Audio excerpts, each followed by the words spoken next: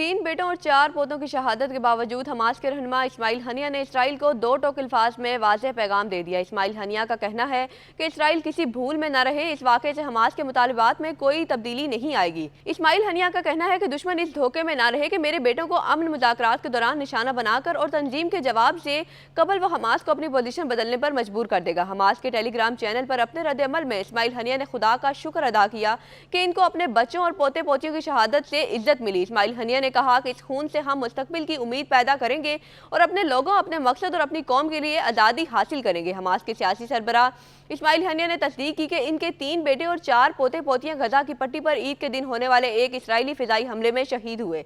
Hamas से मुंसलिक media के मुताबिक इस्माइल हनिया के बेटे एक गाड़ी में सफर कर रहे थे, जबकि गजा की पट्टी में अलशादी कैंप के करीब इन्हें निशाना बनाया गया। बताया गया है कि इस्माइल हनिया के बेटे ईद के पहले दिन खानदान से मिलने जा रहे थे।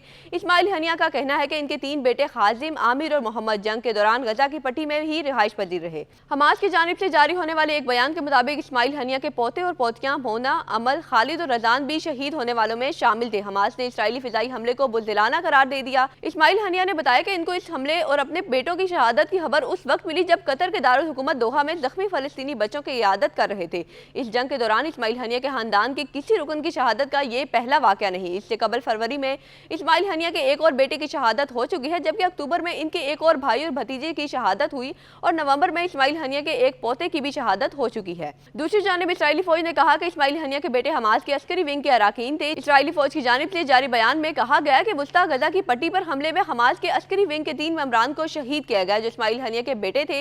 इसराइली फौज की जानिब से जारी बयान में इस्माइल हनिया के पोतों और पोतियों की शहादत का जिक्र नहीं किया गया। हमास का रहनुमा इस्माइल अब्दुल सलाम हनिया, जिनको अब्दुल अब्द के नाम से भी जाना जाता है, एक फलस्तीनी पनाहगज़ीन कैंप में पैदा हुए थे। वो हमास के सियासी सरबराह हैं जो 2006 में वजीर आजम भी रहे। सन 1989 में इन्हें इसराइल ने 3 साल के लिए कैद कर दिया था, जिसके बाद इन्हें दीगर हमास रहनुमाओं के साथ लबनान सरहद पर बेदखल कर दिया गया। इस्माइल हनिया तकरीबन 1 साल तक जिला वतन रहे, ताहम वो 1 साल बाद गजा लौटे और 1997 में इन्हें शेख अहमद यासीन के दफ्तर का सरबराह मुतय्यन कर दिया गया। 16 फरवरी सन 2006 में हमास ने इन्हें फलस्तीन के वजीर आजम के ओहदे के लिए नामजद किया और इसी माह की 20 तारीख को उन्होंने ये ओहदा संभाल लिया। सन 2006 में इसराइली फौजी के हेलीकॉप्टर ने वजीर आजम इस्माइल हनिया के दफातर को निशाना बनाया। इस हमले में 3 मुहाफिज जख्मी हुए, लेकिन इस्माइल हनिया इस वक्त वहाँ मौजूद नहीं थे। 1 साल बाद फलस्तीन के सदर महमूद अब्बास ने इन्हें बरतरफ कर दिया जब अल-इक़्साम ब्रिगेड ने गजा की पट्टी में सिक्योरिटी मामलात अपने हाथ में ले लिए। इस्माइल हनिया ने इस अमल को गैर आईनी करार देते हुए कहा कि इसकी हुकूमत फलस्तीनी अवाम के लिए काम करती रहेगी। बाद में इस्माइल हनिया ने फतह के साथ मफाहमत पर जोर दिया।